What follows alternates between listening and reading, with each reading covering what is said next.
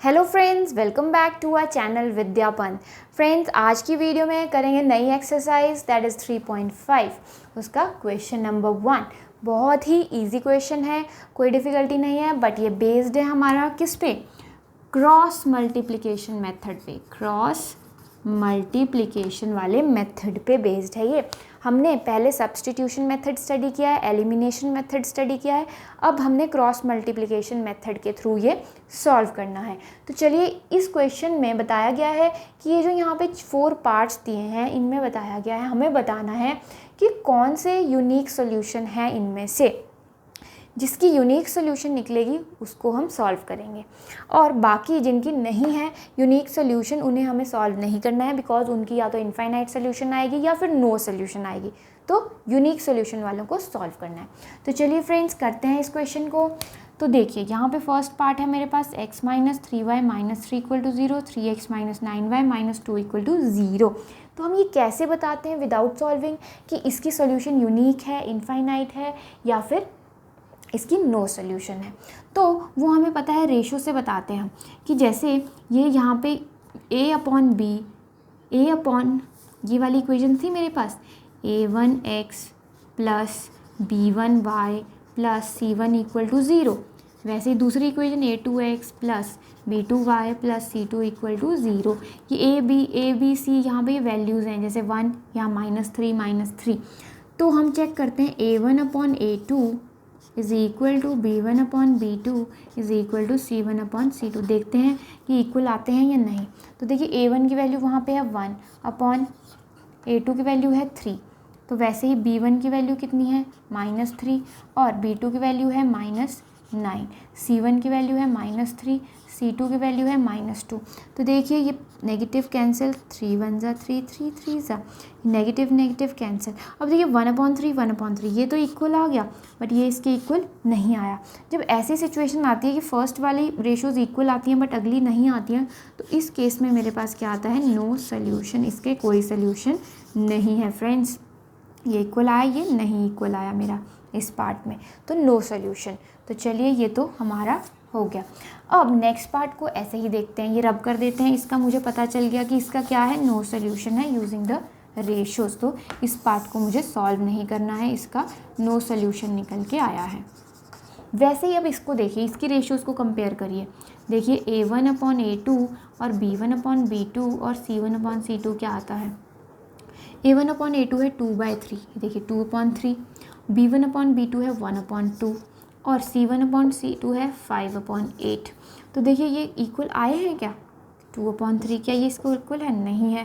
क्या ये इसके इक्वल है? नहीं है। तो जब इक्वल नहीं आती हैं ratios, this is not equal, तो हमारे पास यूनिक सोल्यूशन आती हैं फ्रेंड्स। क्या आती हैं? Unique solution. और जब यूनिक सोल्यूशन निकल आती है तो उसने कहा है भाई उस क्वेश्चन को सॉल्व कर दीजिए जिसकी यूनिक सोल्यूशन निकल के आई है। तो देखिए, यूनिक सोल्यूशन निकल के आई है हमारे पास। तो अब इस क्वेश्चन को हम कैसे सॉल्व करना है? हमने using cross multiplication. Cross multiplication के लिए क्या यूज़ करते हैं? ऐसे लिखते हैं x, y एंड 1। इनके नीचे अब हमने रेशोज़ लिखनी है। कौन सी? मैं बताती हूँ। यहाँ पे सबसे पहले हमने लिखना है नेक्स्ट वे। फर्स्ट वेरिएबल को भूल जाइए, नेक्स्ट वेरिएबल से हम स्टार्ट करेंगे। तो इसमें क्या है, सबसे पहले एक काम कर लेते हैं, इसको लिखने से पहले इस इक्वेशन को इस फॉर्म में लिख लीजिए। 2x प्लस वाई, जो 5 इस तरफ है इसको इस तरफ शिफ्ट कर दीजिए, इक्वल टू 0। वैसे ही आप 8 को करिए, 3x plus 2y equal -8 equal to के इस तरफ नेगेटिव हो जाएगा, इक्वल टू 0। अब आप इसको वैसे सॉल्व करिए, क्योंकि फ्रेंड्स अगर ये इस तरफ हैं तो आप इनमें नेगेटिव साइन ऐड करना ज़रूरी है, बिकॉज ये इसका स्टैंडर्ड फॉर्म यही है, इस तरफ लेके रखना है हमें इसे। तो देखिए, x वाले वेरिएबल की वैल्यूज़ को पहले नहीं लिखना, हमने लिखना है y वाली वेरिएबल्स को पहले। तो y के साथ देखिए कौन सी वैल्यूज़ हैं, यहाँ पे 1 है और यहाँ पे 2 है। नेक्स्ट अब यहाँ पे लिखेंगे हम कौन सी, इसके बाद वाली, ये है -5 और यहाँ है -8। वैसे ही अगली, अब यहाँ ये हो गई, अब वापस आ जाइए इधर फर्स्ट वाली पे। तो यहाँ पे है 2 और 3, 2x और 3x। तो यहाँ पे मैंने वैल्यूज़ लिख दी हैं। हमने सिर्फ किसको उठाना है? सिर्फ कोफिशिएंट्स को उठाना है। इसके बाद एंड कहाँ होएगा? ये 1/2। जहाँ से स्टार्ट किया था वहीं एंड होगा, बट स्टार्ट कहाँ से करना है? सेकेंड वेरिएबल से। अब कर दीजिए क्रॉस मल्टीप्लाई। तो चलिए x के नीचे लिखनी है अब वैल्यू। x के नीचे क्या आएगी, देखिए -8 इंटू 1 -8। अब ये सब्ट्रैक्ट होगा, सब्ट्रैक्ट का साइन लग गया, ब्रैकेट में वैल्यू लिखेंगे 2 इंटू -5 -10। वैसे ही y की वैल्यू करते हैं हम, -5 इंटू -3 कितना हुआ, -15। सब्ट्रैक्ट होगा तो ब्रैकेट में वैल्यू लिखते हैं -8 इंटू 2 16। चलिए वैसे ही 1 के नीचे लिख देते हैं 2 2 ज़ा 4 -3 1 ज़ा 3।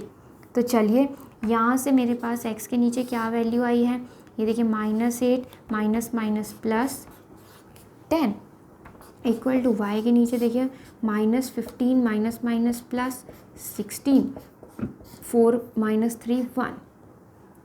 तो चलिए यहाँ से अब इधर सॉल्व कर लेते हैं इसे। तो x के नीचे देखिए क्या आया, 10 में से 8 चला गया तो 2, और y के नीचे क्या आया मेरे पास, 16 में से 15 चला गया 1, तो यहाँ पे 1/1।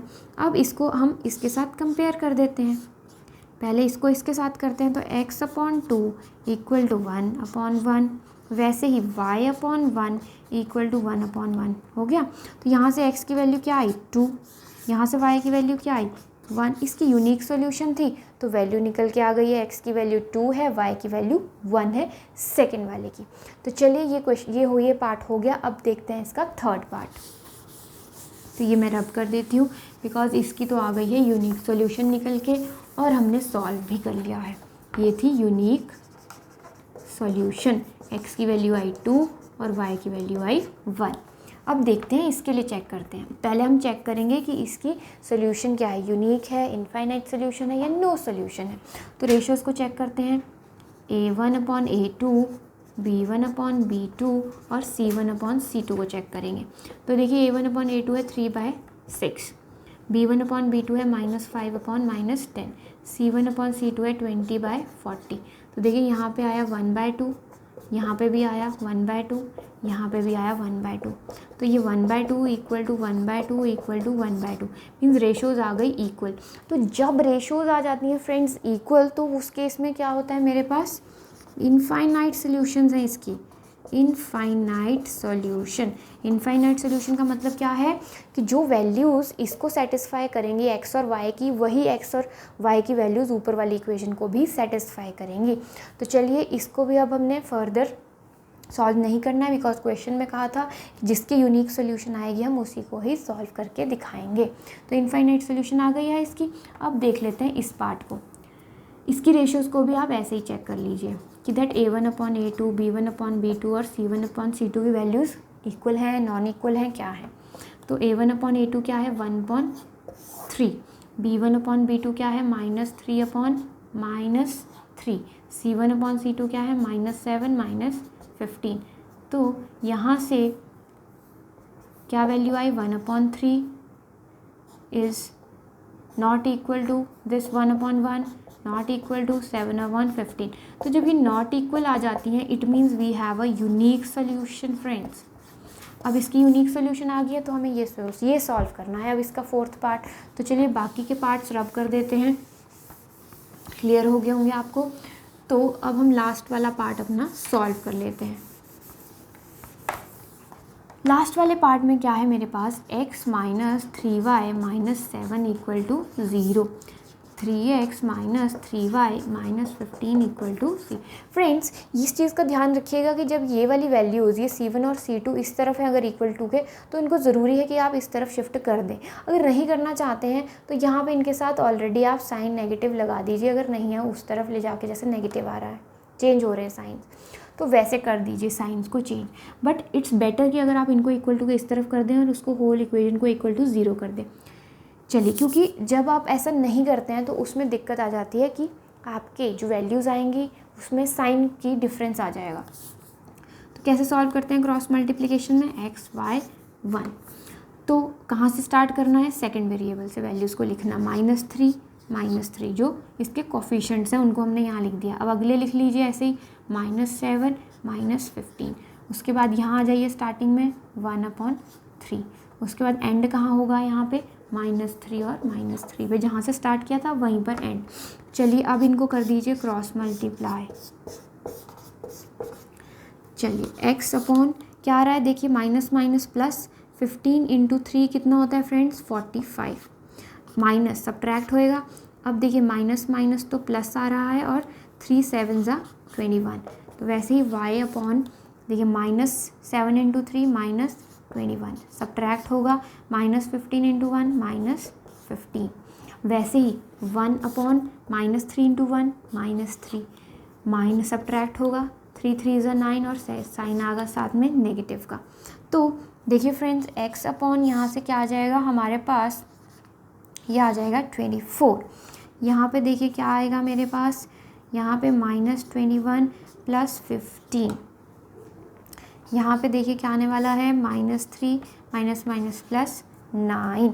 चलिए यहाँ से थोड़ा सा रब कर देते हैं ये पार्ट हम, और यहाँ से सॉल्व कर लेते हैं।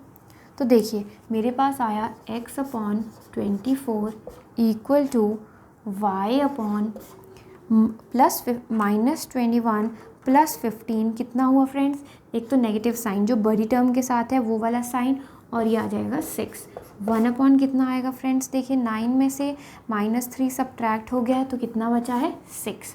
तो यहाँ से देखिए अब इसको इसके साथ इक्वेट करिए और इसको इसके साथ, तो x upon 24 equal to 1 upon 6। तो यहाँ से वैल्यू आ जाती है मेरे पास x की कितनी, x इक्वल टू 4, बिकॉज 6 4 ज़ा 24, तो ऊपर चला जाएगा। ऐसे ही आप दूसरी को कर लीजिए, y upon -6 equal to 1 upon 6, तो यहाँ से y की वैल्यू आ जाती है -1। क्यों आ जाती है, बिकॉज 6 और 6 तो कैंसिल। तो देखिए x की वैल्यू आ गई है 4, y की वैल्यू आ गई है 1, जो कि यूनिक सोल्यूशन थी इस वाले क्वेश्चन की, वो सॉल्व होके आ गई है। फ्रेंड्स आज के लिए इतना ही। जिन्हें ये क्वेश्चन बहुत ही क्लियर हो गया है वो काइंडली इस वीडियो को लाइक कर दीजिए और अपने फ्रेंड्स के साथ शेयर कर दीजिए। Thank you friends.